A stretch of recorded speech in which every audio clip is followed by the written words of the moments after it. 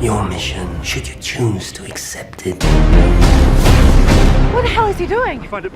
무시무시한 담력과 집념의 스파이 톰 크루즈의 6번째 미션 미션 임파서블 폴아웃이 시리즈 최단 기간 600만 관객을 돌파했습니다.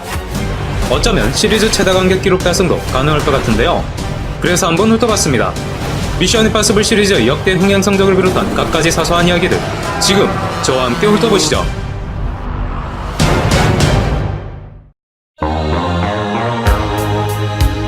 타고난 잘생긴 미소에 보잉 선글라스까지 탑재하며 남심과 여심을 모두 저격한 탑건의 청춘 스타 톰 크루즈는 아카데미 나무주연상에 노미네이트된 7월 4일생으로 연기력까지 인정받으며 헐리우드를 대표하는 슈퍼스타 반열에 오릅니다. 배우로서의 기반을 단단히 다진 톰 크루즈는 영화 제작에까지 영역을 확장. 그 첫 작품이 바로 돌아온 제오전설이라는 제목으로 국내에서도 방영됐던 TV 드라마를 영화화한 미션 임파서블이죠. 미션 임파서블의 초대 감독은 영화 칼리토, 언터처블 등의 작품을 통해 제2의 히치콕으로 불린 스릴러의 거장 브라이언 드 팔마 감독. 브라이언 드 팔마는 스릴러의 거장다운 긴장감 넘치는 연출로 또 하나의 첩보 영화 수작을 탄생시켰고 미션 임파서블이 장수 시리즈로 이어질 수 있는 탄탄한 기반을 세웠습니다.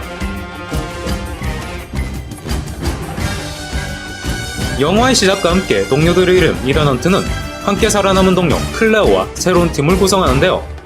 오랜 친구가 되는 루터와도 처음 만나게 되죠.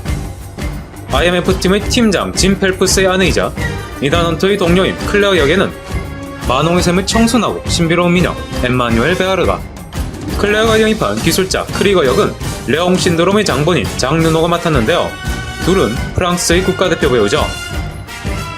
영화의 반전과 충격의 주인공인 IMF팀의 팀장 짐 펠프스 역은 아카데미 나무주연상이 빛나는 존 보이트가 맡았는데요. 우리에겐 안젤리나 졸리의 아버지로 유명하죠. 스파이 영화다운 국경을 넘나드는 로케이션이 펼쳐지는 가운데 두고두고 회자되는 액션 명장면들과 긴장감 넘치는 첫 버전의 매력이 조화를 이루며 당시 시대를 쫓아가지 못하던 007 시리즈의 빈자리까지 메운 미션 임파서블 1편은 국내에서는 서울 관객 63만 명을 동원하며 인디펜던스 데이, 더록에 이어 외화흥행 3위를 기록. 전 세계적으로는 4억 달러 이상의 수익을 거둬들이며 성공적인 시리즈 데뷔를 했죠. 하지만 영화의 시작부터 이단 헌터의 동료들을 죽음으로 몰며 IMF팀을 와해시켜버린 걸로 모자라 그 원흉을 TV 시리즈의 실질적 주인공으로 설정함으로써 팬들을 충격에 빠뜨렸고 IMF팀의 팀플레이는 실종된 채 주연이자 제작자인 톰 크루즈가 분량을 독식하면서 시리즈 내내 톰 크루즈의 원맨쇼라는 꼬리표가 따라다니게 되는 빌미를 제공합니다.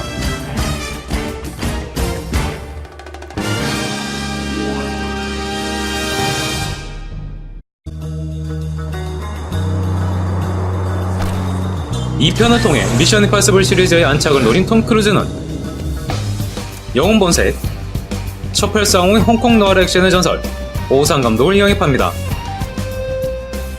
브로큰 에로와 페이스 오프로 헐리우드의 테스트를 무사히 통과한 오상 감독이지만 아시아 감독이 이런 대형 블록버스터의 수장이 된 건 파격적인 일이었죠. 쌍권총과 비둘기, 슬로우 모션으로 대표되는 현란하고 비장한 액션 스타일이 확고한 오상 감독의 영입은 전편과는 전혀 다른 영화가 될 것이라는 선언이나 마찬가지였는데요. 아니나 다를까 광활한 캐년에서 보호장비 하나 없이 아크로바틱한 클라이밍을 즐기는 오프닝에서부터 예사롭지 않더니 오우삼의 시그니처인 쌍권총과 비둘기가 여지없이 등장하고 한스 짐머와 림프 비즈킷의 폼나는 배경음악이 깔리는 가운데 홍콩 무협 영화의 허세미가 가미된 현란한 액션이 원없이 펼쳐지며 미션 임파서블 2는 전편과는 전혀 다른 폼에 살고 폼에 죽는 액션 영화로 새롭게 태어납니다.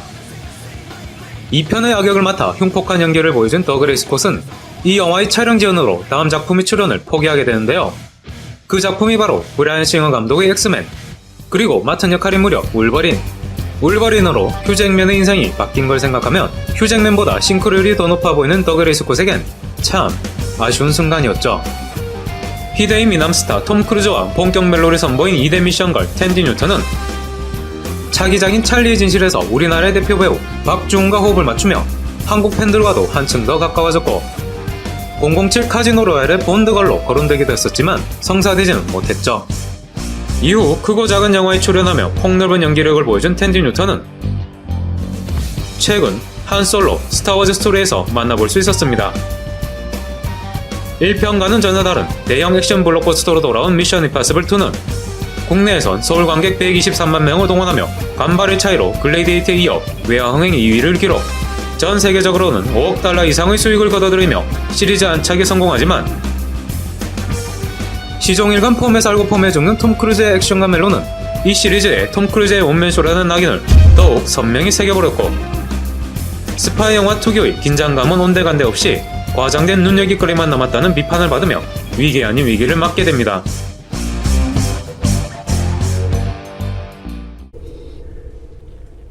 No. Done. 2편의 흥행에도 불구하고 미션 임파서블 3의 개봉까지는 6년의 긴 시간이 걸렸는데요. 영화 7과 파이트클럽의 탁월한 스타일리스트 데이비 핀처 감독을 영입하며 기대감을 높였지만, 데이비 핀처는 로드 오브 독타운의 제작을 이유로 1년 만에 하차. 뒤를 이어 영화 8 특공대와 더 그레이의 조 카나한 감독이 메가폰을 잡고 캐스팅까지 마쳤지만 창작상의 견해 차이라는 이유로 다시 1년 만에 하차.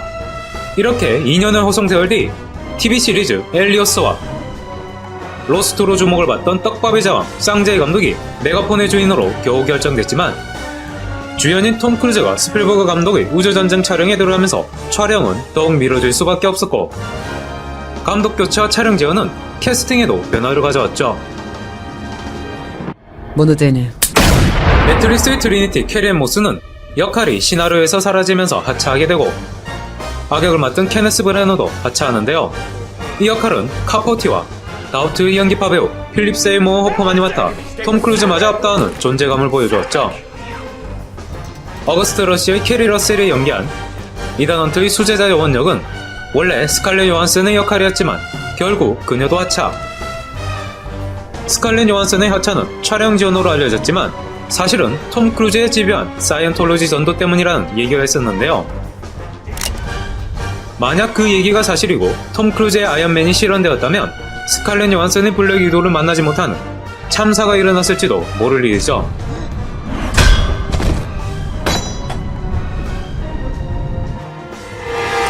독일 연방의회에서 계획된 총격신 촬영은 독일 의회의 반대로 무산되고, 중국의 낙후된 모습을 담았다는 이유로 중국 상이 금지되는 등 그야말로 우여곡절의 연속이었던 미션 임파서블 3. Execute. 전국 574만 관객을 동원하며 외화 흥행 1위를 차지한 우리나라를 비롯 세계 여러 나라에서 여전히 사랑을 받았지만, 정작 북미에서의 수익이 해외 수익의 절반 수준에 그치며 전 세계 수익이 4억 달러에도 못 미치는 시리즈 최저 수익을 기록하고 말았는데요. 당시 오프라 윈프리 쇼에서의 팔불출직과 사이언톨로지 문제 등으로 미국 최고의 비호감이 되어버린 톰 크루즈가 그 원흉이었죠. 여러 우여곡절 속에서도 모처럼 빛난 팀플레이와 간결하고 깔끔한 연출로 시리즈의 새로운 전기를 마련한 미션 임파서블 3에게는 주연 배우 톰 크루즈가 안티였던 셈이죠.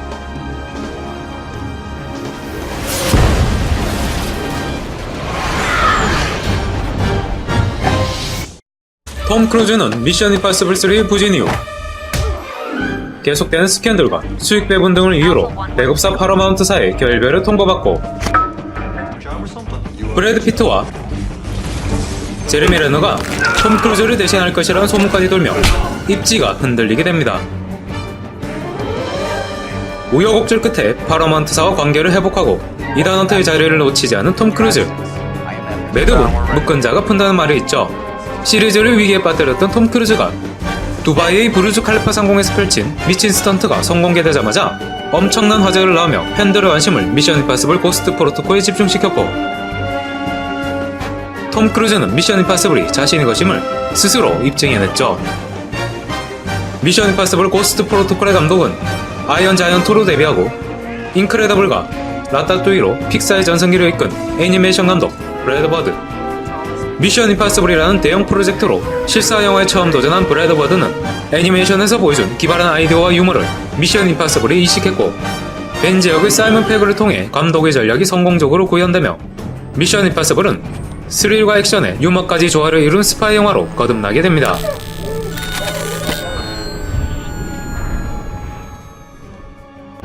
(3편의) 영국 요원에 이어 현장 요원으로 본격 합류한 벤지와 이단 헌터에 대한 비밀을 간직한 분성요원 브렌트.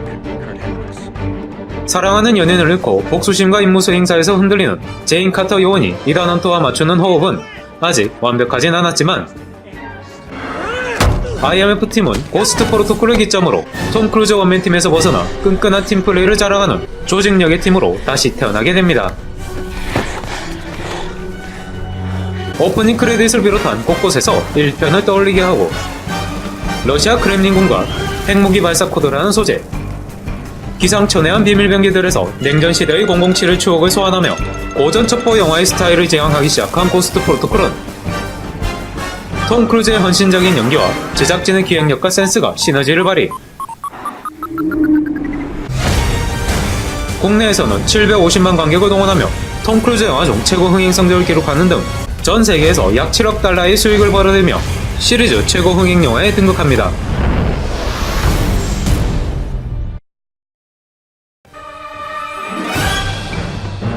(4편) 고스트 프로토콜의 성공으로 비교적 무난하게 완성된 5편 미션 임파서블 로그네이션. 이번에도 톰 크루즈의 미친 스턴트가 성공이 되며 개봉 전부터 관심이 집중됐는데요. 날아오르는 수송기에 맨몸으로 매달려 있는 톰 크루즈의 모습은 그야말로 경악 그 자체였죠. 50대에 접어든 나이에 이 장면을 무려 8번이나 촬영했다고 하니 톰 크루즈라는 사람이 존경스럽기도 하지만 무섭기도 합니다. 미션 임파서블 로그네이션의 감독인 크리스토퍼 맥커리 감독은 영화 발키리와 엣지 오브 투모로에서는 각본가로, 잭 리치에서는 감독으로 톰 크루즈와 이미 호흡을 맞췄었는데요. 미션 임파서블 로그네이션에 이어 이번 미션 임파서블 폴아웃의 감독까지 연이어 맡으며 톰 크루즈와의 찰떡궁합을 자랑하고 있죠. 4편의 우정 출연에 이어 다시 본격적으로 합류한 이단 헌터의 오랜 친구 루터. 이단 헌터에 대한 마음의 짐을 벗고 이제는 든든한 조력자가 된 브렌트. 사고 뭉치이지만 의리의 사나이인 벤지가 보여주는 애틋한 팀플레이는 로그네이션의 가장 큰 매력. 제레미 렌의 불참으로 이번 6편에서 이 완전체를 다시 볼 수 없었던 건 참 아쉬웠죠. 미션 임파서블 로그네이션의 신의 한 수는 테러 조직 신디게이트에 잠입한 영국 MI6의 여성 스파이 일사 파우스트.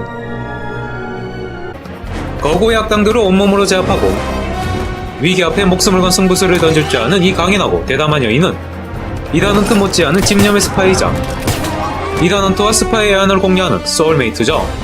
이 매력적인 5대 미션 글에는 제로 다크 서티의 제시카 차스테인이 거론됐었지만 스웨덴 출신 배우 레베카 퍼거슨으로 낙점. 기품 있는 액션 연기와 고전적인 매력을 발산한 그녀는 일사를 최고의 여성 액션 캐릭터 반열에 올려놓으며 강한 인상을 남겼고 We've never met before, right? 속편 미션 임파서블 폴아웃에도 연이어 합류하며 시리즈 사상 처음으로 속편에 주연급으로 연속 출연한 미션걸로 이름을 올리게 되죠.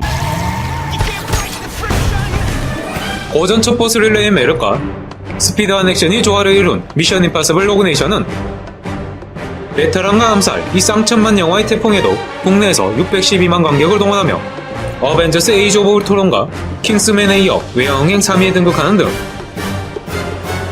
전세계 6억 8천만 달러를 벌어들이며 4편 고스트 프로토콜의 버금가는 성공을 거뒀습니다.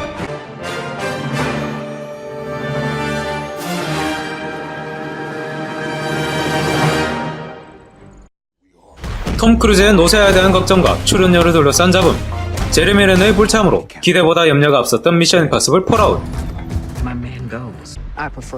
하지만 슈퍼맨 헨리 카빌과 이단 헌터의 그녀 미셸 모나한이 합류하고